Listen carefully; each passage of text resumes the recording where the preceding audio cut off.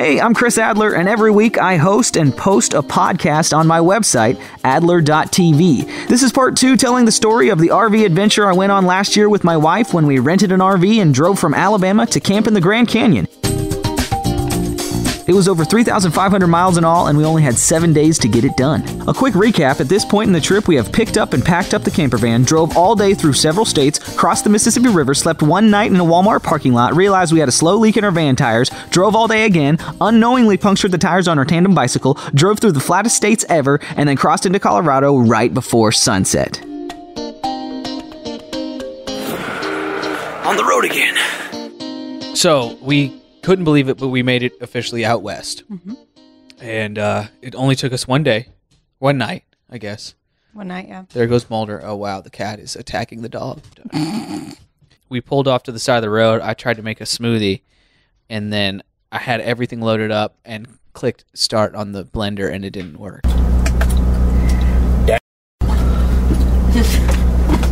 So we went to Taco Bell. So out of the 3 times that we went out to eat on this trip, Taco Bell, number 1.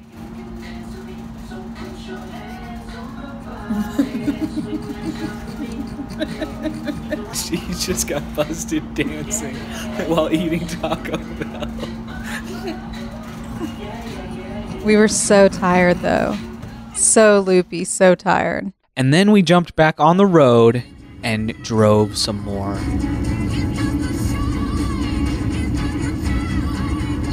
And like, you had planned a lot of these off the beaten path routes, which would have been awesome during the day, but during the nighttime, you're just on a crappy road. Right. And that was hard. That really was really hard. Like, we drove so much. You know, we were driving until midnight a lot of nights when we wanted to stop at 8. But we had to drive until midnight on a lot of nights. But I mean, a big reason something that slowed us down massively is having to fill up the tire like every 200 miles or so. Or this air pump doesn't work. I have to go to the next one. Do you remember that one drive that we had in the middle of the night, all night long, and just seeing rabbit eyes glowing on the side of the road? Spotting raccoons. Spotting raccoons. Like, but yeah, it was kind of eerie, just like knowing that you've been driving for like an hour and you've passed 300 rabbits that are just watching you go. It was weird. 300 rabbits and 3 cars. Lots of rabbits, but 0 gas stations, so we pulled into town running on fumes. Yeah, we were almost completely out of gas just now. The light came on. The light was on for a long time. That was so stressful. That was stressful. We almost ran out of gas in that moment. We really did. I mean, you were getting nervous, and if you were getting nervous, then it was definitely like... Well, I am a man, and I tend to ignore problems. Oh, yeah, we did realize that like one of our vent covers was just gone. Yeah, it had flown off. It's gone. The door is gone. The door is gone. What do we do? The door that covers the refrigerator out there is gone. I'm just gassing up and I just look and it's just gone. That also happened during this period of time. Not to point fingers at the owner of the RV, but when she showed us how the van worked, she didn't lock that grate down. There was one other thing she didn't quite lock down either. More on that later. We pulled in late and plugged in at the RV park. I'm glad we opted to do that. I remember that was something we debated. But, I mean, it was very cold. It was like in the 20s that evening. So, yeah. Smart choice. Yeah. Can't believe we made it. We survived. I'm about to put on a movie. We made it to Colorado. We've got coffee going here. Everything in the van worked. Our blender, the microwave, and the water heater was cranking, which was nice because it was time to take my first shower in a van. Showering in a van is a unique experience. You have limited time because you have limited water and limited tank space, but it really wasn't too bad. Oh, gosh. Oh, that's cool. Okay. All right. That's warm now. I'll drop the soap. Oh, you had your... in the back bed, you had your little vanity area. Mm-hmm. And there's like a shelf right there where you could put your lit mirror. It was my pack and play. And just go in there, Aaron. Yeah, that's your zone. I'm so high maintenance. First time we've seen mountains during the day. This is exciting. So this is the panel that flew off. I don't know why that's completely flat. That's fine. Oh, what a good looking breakfast. We got guacamole and eggs and sweet potatoes and hot sauce and salt and pepper. Oh yeah, the pup. Yep. So the next morning we went and talked to the people that own the RV park and paid them. I'm Karen. Karen, nice to meet you. And who's this guy? That's Daisy. Hey, Daisy girl. She thinks she has to let us know if That's he's good. around. In the van, there's like this display gauge that shows you how much, liquid propane you have, which is what the stove runs off of. It's what heats the van, whatever, hot water, and it also runs the fridge. The fridge, yeah. Also, on this dial thing, it also shows you how much water you have left. It shows you how much gray water you've filled up and how much black water you've filled up in those tanks. So gray water is like sink water and shower water, and then black water is just from your toilet. It's amazing how, these never filled up at all. Wonder why that is. This is when we discovered why that tank was never filling up. Even though the black and gray tanks didn't seem to be filling up very much, I decided to empty the tanks while we were at an RV park. This was a big story on the Rick and Bubba show. That's where I work. Here's a quick clip of me talking to the Rick and Bubba guys about it. Here we go. And I thought it was really weird that our black tank really wasn't, like the gauge wasn't going up really that much. Like it was staying on empty pretty much, the black tank, but I was using it. And I lift up the side compartment thing, and I hate to throw Candace under the RV again. Oh no! But she showed us the valves. And you've been screaming it. She didn't push it. She didn't push the valves. on people. Oh my goodness! You guys. She didn't push it back in all the way. So, Oh my gosh! Not only did you throw a grate on the hood of a car, Yeah, I'd rather have the grate than I had that. holy, the rain's dirty. The rain here is, all over the country, too. From one end to the other. I've never seen dark hell before. Anyway, go ahead. Blue ice. this was a slow of road leak. grime on This this was a road. slow leak, but it was a leak, guys. Nonetheless, And Candace is just doggone I Candace. think you've broken the law in 28 states. Yeah, they don't like that. You're a hazard. You're a rolling hazard at the Walmart parking lot. I thought it was just condensation from the air conditioner. I was like, man, that AC puts it out. But it wasn't. That AC. So, Don't you know those other truckers like, what are they doing? Guys, y'all getting this on your windshield? Some kid spraying. so there's these Some bearded kid spraying. So there's these blue tabs that you can flush. You can flush these blue tabs, and I will say, never once, even when I had that mess to clean up, never once did I have a smell. After that, it was no problem. That first time around, I had to take like a hose and like spray it out in there and stuff. It was bad. Oh, no. Yeah. No, I can't. You left everything behind. Why isn't it filling up? I don't know. Let's keep it rolling. We're good. So once we got that handled, we were packed up and headed off to Great Sand Dunes National Park. Yep. Our first national park. It was amazing. If you've never been to Great Sand Dunes, it's like a mountain range, and then in front of that, a mountain range made out of sand. I'm so excited. I'm telling you, we have something special here in America. Thanks, Trump, for making America great again. Stephen Mather, it's John Muir, Ken Burns too. Holy cow. This is crazy. So over here, you have mountains and snow. And here, deserty dunes. You got sandboarding. You've got like people sledding on sand. It was super cool. I hate getting sand in my shoes, and I was even okay with getting sand in my shoes because it was so cool. We'll have to go back there with a sled. I forgot dogs were allowed. That's best. Oh, yeah. That's one cool thing about this park. Look how small those people are. Like little tiny specks ants. It looks like an anthill. Yeah. Our first national park stamp. The visitor centers at these national parks have like a little rubber stamp that you can stamp your book if you want to. And so we did that. That was fun. This is the whole park, and then that's the dunes, and that's where we were just now? Yes. Okay. Wow. It was just a quick stop. I wish we could have had more time. So from there, the terrain started changing. We started getting into the Rocky Mountains. Yeah, the lower Rockies, yeah. We just saw snow. We drove to snow. We in here.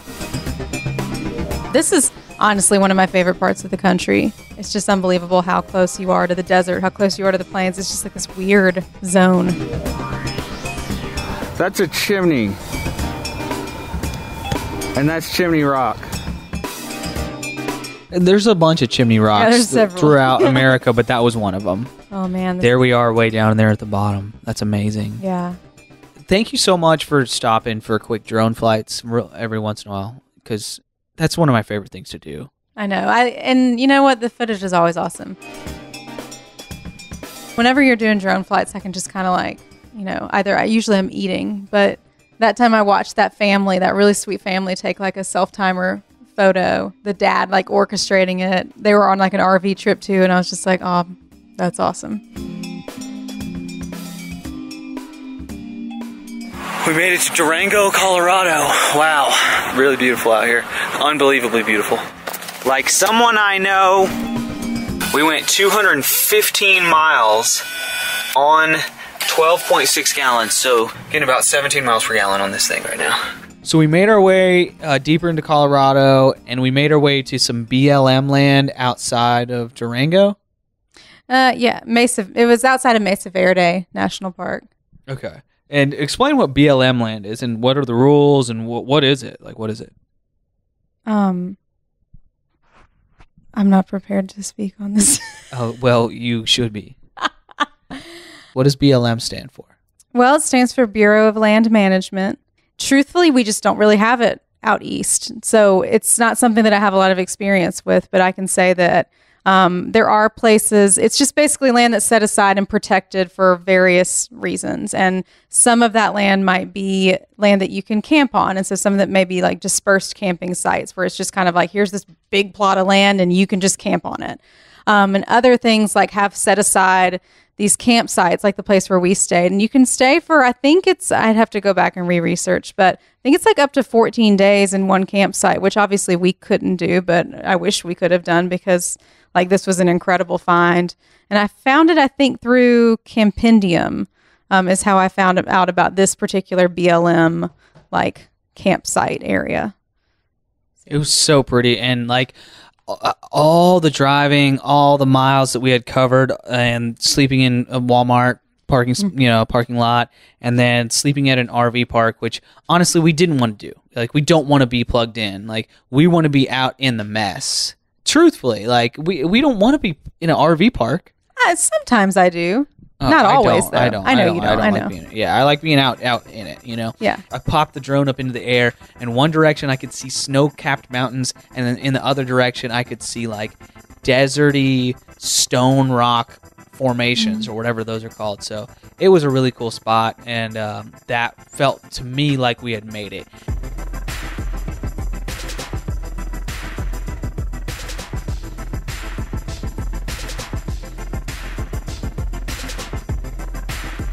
You even drank a celebratory soda. Oh, did I drink a root beer or something? Yeah. I have footage of you like dancing with a bottle in your hand, and it looks like you're like getting crunk, and then you were like sure to point out that it was actually just a soda. That is getting crunk. Like that is getting for you. That's getting crunk. We did a campfire that night, just from the wood that's like around you. You just, as long as it's on the ground, you can gather wood, pile it up, make a fire. We had campfire tea. I cooked a sunbasket that night in the van. We're going to see if we can make a sunbasket in a van. Yeah, I mean, here I am cooking like a full meal with steaks and sweet potatoes. But look, I'm getting a good crust on these steaks on the cast iron. This is amazing. Yeah. I was asleep. And you were asleep throughout all this, but that's fine. This is all inside. I'm free from bugs and heat and all that stuff too. Honestly, like that's a big deal to me. I bugs like piss me off. We had a campfire. We had woods around us. We had coyotes, wild coyotes. We could just hear them off in the distance. We had a dance party in the van. And I was really happy to be on that trip with you then. I was happy to be with you the whole time, but particularly I was happy with you the whole time too. But particularly that was a really like awesome special night. Just like sensory overload, you know, the smell of the sage, like the desert sage that was burning. Yeah, you made the most gourmet breakfasts. Yeah, we had bacon and eggs for breakfast every single day. Yeah. And we woke up with that camper van view that, you know, you and I had like spent so much time looking at on the internet, like where people are laying in bed and they look out their car windows and see some kind of crazy, awesome view. We finally had that. We had finally made it there, and I felt like we had arrived.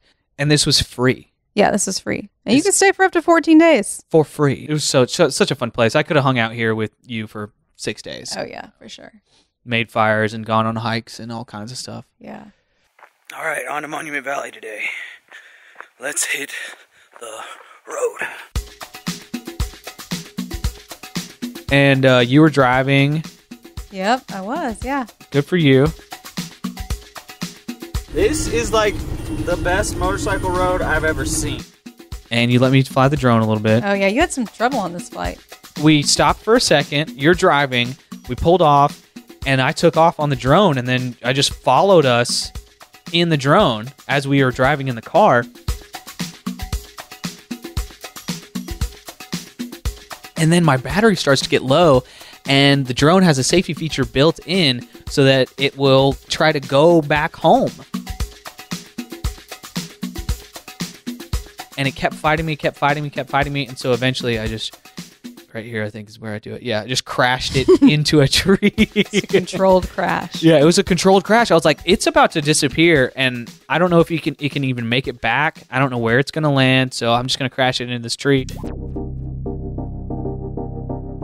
The landscape is now like pink rock with gigantic. I mean, that's so big. Gosh, these rocks are so gigantic. They're like bigger than houses. Then from here, we went into the Valley of the Gods. Yeah. Which is what and how do you know about it? And because honestly, you were my tour guide on this trip so much of the time. I know, I wish I'd re-researched.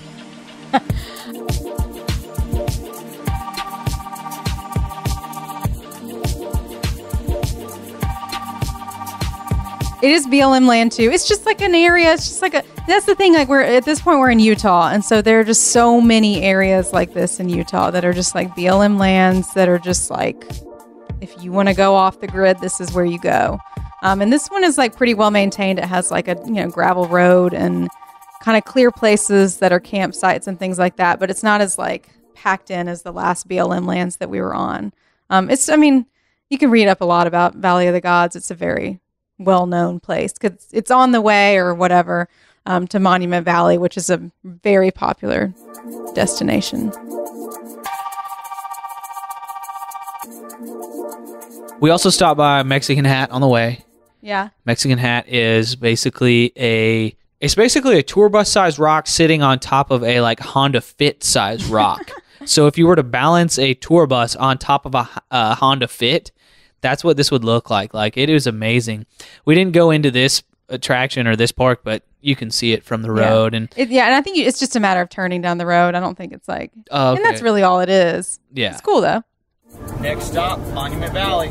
Holy cow. Yeah, Monument Valley, like that's where Forrest Gump is running and he decides to turn around.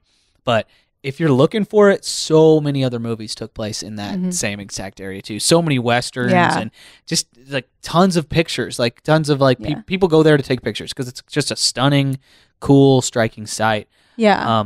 And the Monument Valley Park is Navajo. It's a Navajo park. So it's separate from any so we didn't actually go inside the park. We did not have time. Yeah. But we went by it, and you can see like the monoliths out in the distance anyway on the highway.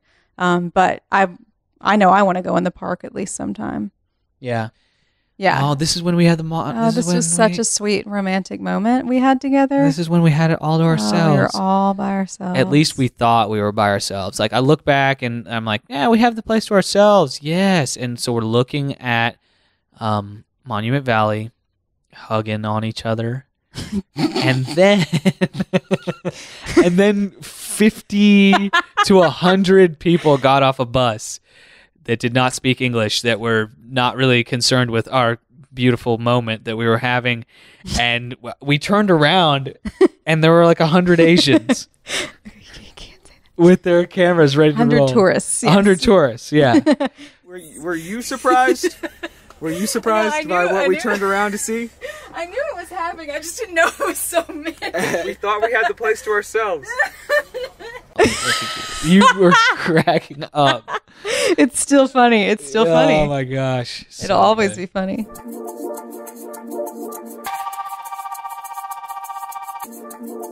We'll be looking at having like a 4x4 to get deeper into a whole lot of these areas that, you know, with just this was a gigantic van. So I wasn't pushing it, but I got off the beaten path as much as I possibly could without pushing it. So we were doing a lot of this stuff, like knowing, all right, we're going to come back with a 4x4 so that we can get just like a half a mile deeper, or a mile deeper into nature. And which is, with as many people that are starting to do this lifestyle, I really do feel like 4x4 is going to be a necessity to get privacy, to get your own little slice of nature. And that's kind of the goal a lot of times for a lot of people that go out and do these things. And for us, that's the goal a lot of the time too. So I definitely see 4x4 being a necessity for our future. So yeah. Oh yeah, this is when I got to skateboard for a second in Monument Valley. That was a bucket list thing. So was that pre-boosted board? Yeah, that was. Yeah. Oh yeah. Utah is so cool. There is like so many just unbelievable rock formations everywhere that you look. I had to just say, okay, I got to stop filming. Like I wanted to stop and film so many things. It got to the point where I was just like, I got to stop filming.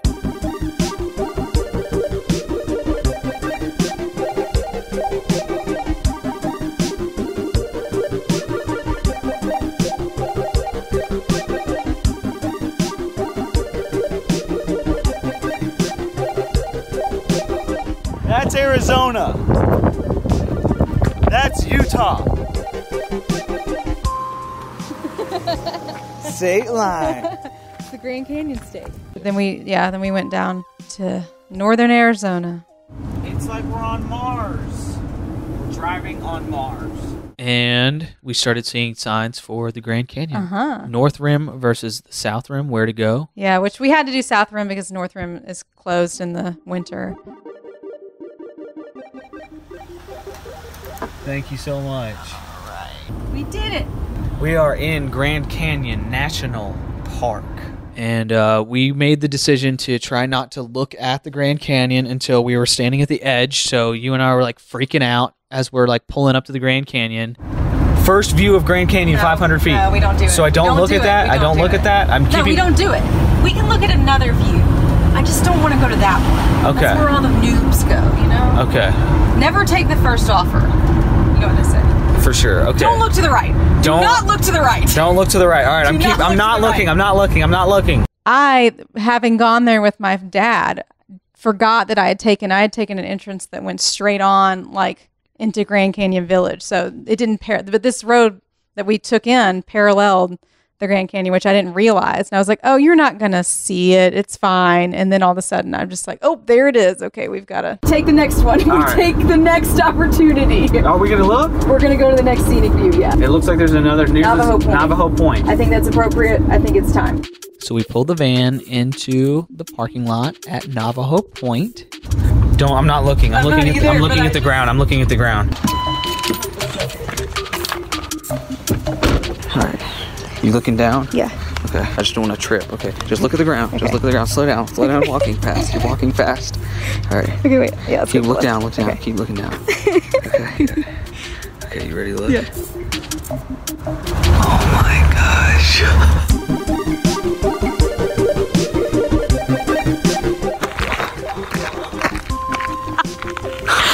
Oh my gosh. Okay, wait. Remember, I'm very scared of heights. Oh my gosh.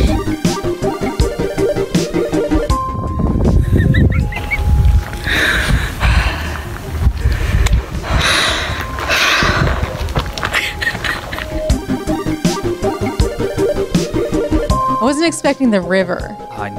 That's what got me. I know. When it's just rock, it's hard to get this sense of scale. But then when you see a body of water, it almost brings it home. It's the Grand Canyon.